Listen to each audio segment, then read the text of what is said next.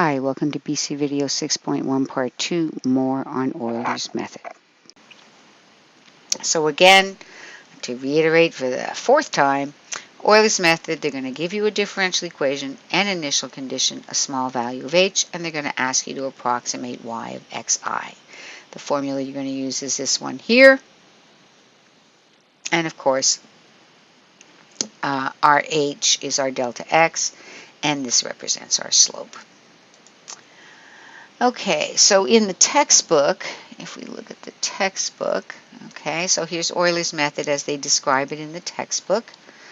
And they show you an example. Of course, they have all these decimals, which would take like forever.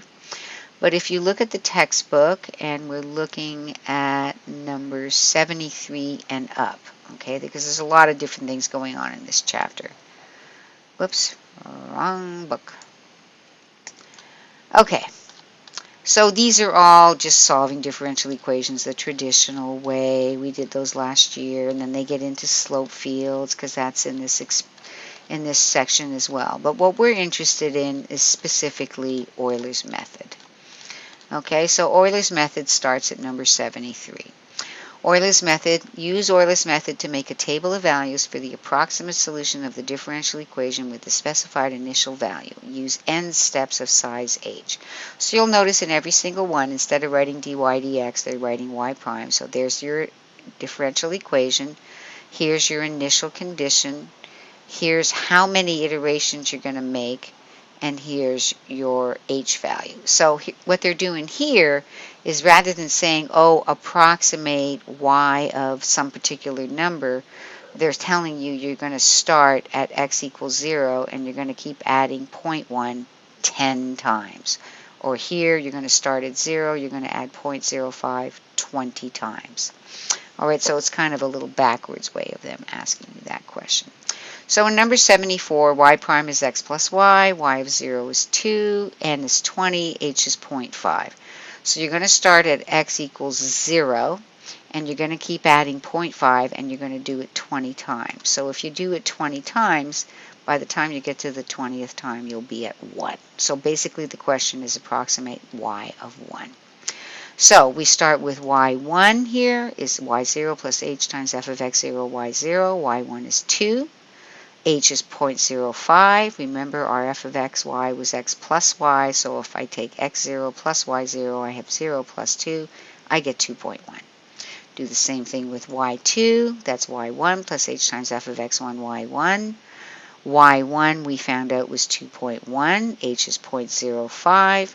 And now I'm going to take x1 plus y1, which is 0.05 plus 2.1. And that'll give 2.2075, etc., etc., etc. Obviously, if you were doing this by hand, this would take a really long time because there's 20 of them. So the moral to the story is that y of 1, even though we don't know the solution function y of x, we know that y1 is approximately 5.960. Okay, on the calculator, you can do this. Not that the AP is going to allow you to use the calculator, but if you wanted to check and see if you had the right answer, again, they're going to give you the differential equation h and an initial condition. They're going to ask you to approximate something. So here's what you're going to do. You're going to go into differential equation graph mode. So if you're on your calculator and you decide you're going to graph, and you select option 3, come on, and you select option 3, go back, and you go menu, and you select option 3, you'll notice that one of the options is differential equation mode. Now you'll notice this says y1 prime. In other words, dy dx equals, so that's where you'll put your differential equation. And notice this is your initial condition right here. So you're going to go to graph mode, menu, 3 for graph, 7 you'll pick differential equation. You're going to enter the differential equation.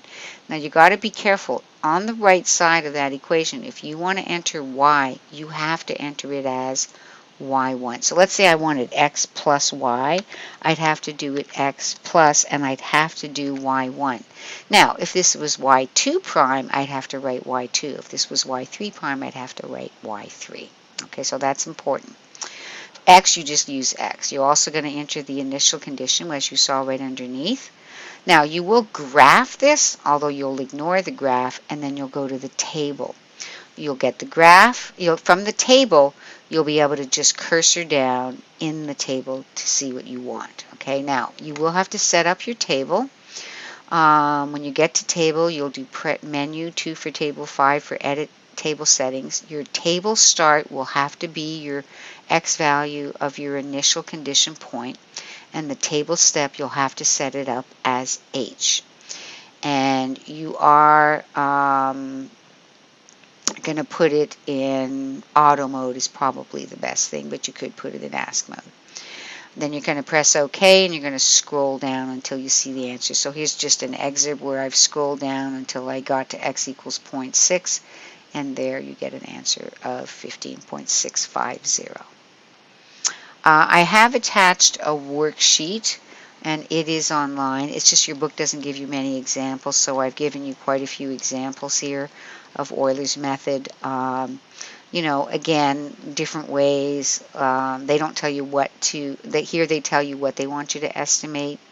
Other times they'll tell you how many iterations they want you to make, like here, 6 steps. So you'll have to figure out what the H is going to have to be to get from 0 to 3 in 6 steps, that kind of thing.